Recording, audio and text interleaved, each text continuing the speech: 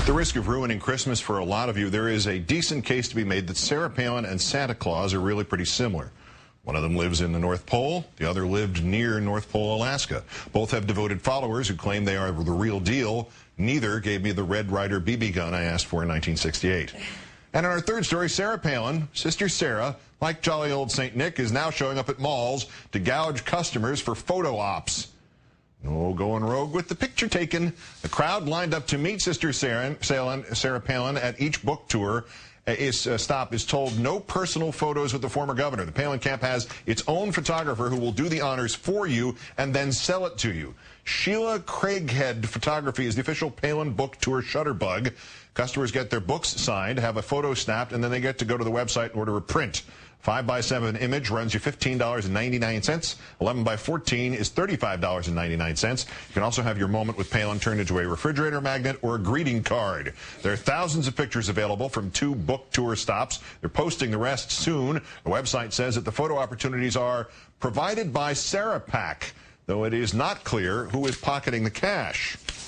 Joining me now, MSNBC political analyst Richard Wolff, also senior strategist at Public Strategies and the author of Renegade, The Making of a President. Richard, good evening. Good evening, Keith. Shortest question ever. Seriously?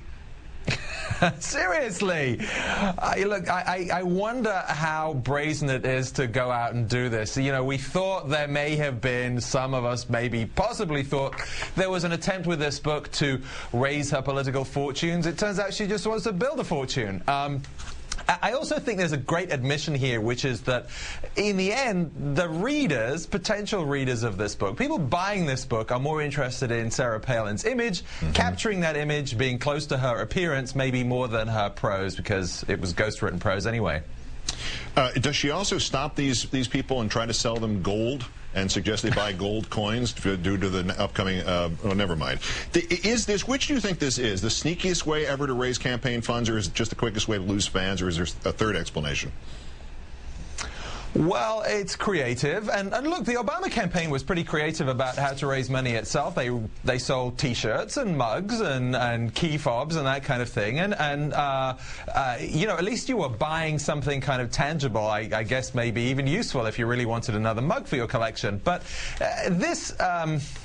this is something that she's selling on top of selling something else. I mean, this is in addition to the book, and there's just a, I guess you could say, there's an entrepreneurialism to it that is surprising.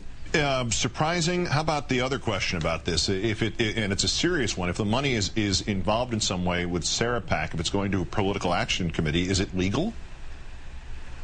Well, I don't think the question is whether it's legal in terms of how they raise the money, although you would expect some kind of disclosure for that. I don't know what there is on that website. The question is what she's spending money on, and this is where Sarah Palin has run into some trouble before, and not just Sarah Palin, but other politicians too.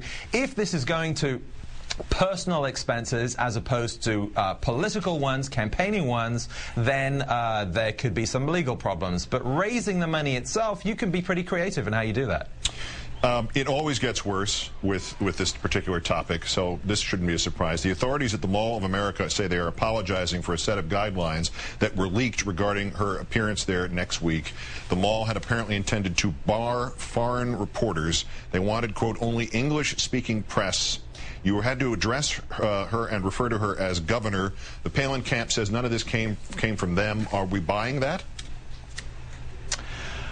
You know, it's strange for malls to have rules other than no running and no kissing. But as someone who may have been foreign and can also speak English, I'm curious about, you know, those English-speaking foreigners that may be going through the loophole here. At least we know what her foreign policy is going to be. And those foreign countries that don't speak English probably are going to be okay. Now, what about reporters from foreign countries who are willing to pay $36 for the extra-large photo? That's what I want to know. They could go straight in, straight in front of the line.